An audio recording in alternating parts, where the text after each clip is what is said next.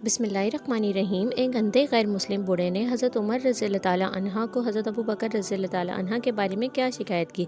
हज़रत Umar bin Khattab ने जब खिलाफत संभाली तो बैतुल माल में आए तो लोगों से पूछा कि हज़रत अबू बकर सिद्दीक़ क्या करते थे। तो लोगों ने बताया वो नमाज से फारिग होकर खाने का थोड़ा सा सामान लेकर एक तरफ को निकल जाते थे।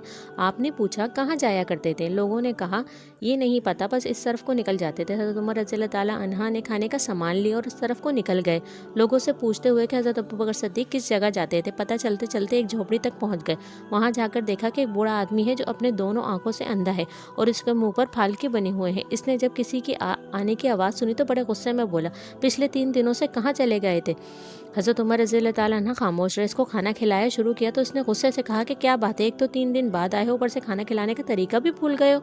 हज़रत उमर ने जब ये सुना तो रोने लगे और इस बूढ़े को बताया कि मैं हज़रत उमर रज़ी अल्लाह ताला अन्हा हूँ और जो आपको खाना खिलाया करते थे वो मुसलमानों के खलीफा हज़रत अबू बकर रज़ी अल्लाह ताला अन्हा थे और वफ़ात पा चुके हैं। जब इस बूढ़े ने ये बात सुनी तो खड़ा हो गया और कहा कि उमर रज़ी अल्लाह ताला अन्हा मुझे कलमा पढ़ के मुसलमान कर दे। पिछले 2 साल से वो आदमी रोज़ मेरे पास आता और खाना खिलाता और एक दिन भी इसने मुझे नहीं बताया कि मैं कौन हूँ।